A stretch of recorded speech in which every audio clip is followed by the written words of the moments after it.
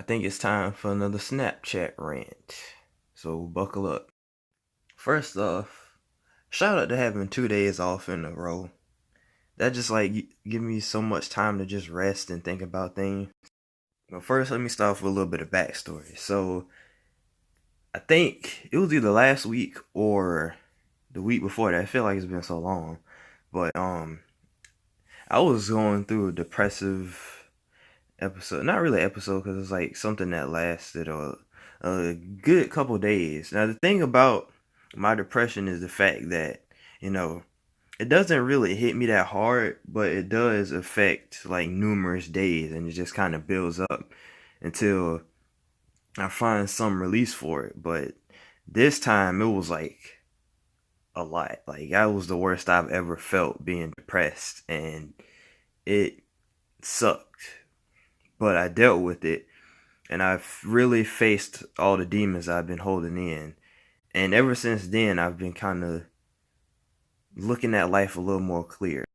And I feel like it gave me a clean slate because, like I said, I faced like all the dark thoughts that I've had up until this point that I've been holding back. So ever since then, I've kind of been like, I stopped sugarcoating things for myself. Like I look at things head on when it comes to myself as well as situations.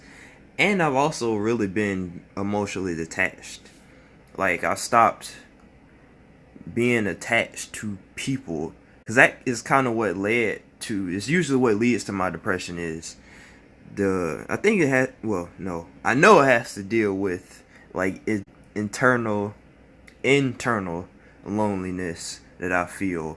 Cause your boy just want to be loved and receive the same type of love that he puts out. It's funny to me though, cause ever since then I've also only felt two emotions: happiness and anger. It's kind of like there's barely an in between. Like I could be happy 1 second, and then somebody says or does something, and I just either get irritated or I get mad.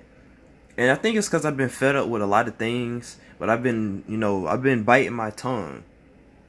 Cause I remember last week, Friday, I was just so fed up with everything. I was cussing a couple people out. I was just cussing. I was so mad. Like I've never been that frustrated, but honestly, I really think that that's a good thing for me, cause I'm not sugarcoating anything, and I'm tired of holding my tongue. I've done that a lot, too much. So it's good that I'm letting it all out. I also feel like it's this whole experience has been bringing out a lot of my personality because, like I say, I've been more unhinged, so to speak. So I've been speaking more freely, acting more freely. I've been very generous too, like practically throwing money at people, which is another thing that's a problem. I've been looking out for other people so much, and I understand that that's what I want to do in life. Like I always want to be able to take care of other people and still make sure I'm straight. But I've more so been taking care of other people more so than myself lately, and that hasn't really done anything for me. Keep in mind, I'm not trying to do this for a reward. I'm just saying right now it's not good for me. Even now, I still don't really think it much of a problem because I've said this before. I got a lot of love to give.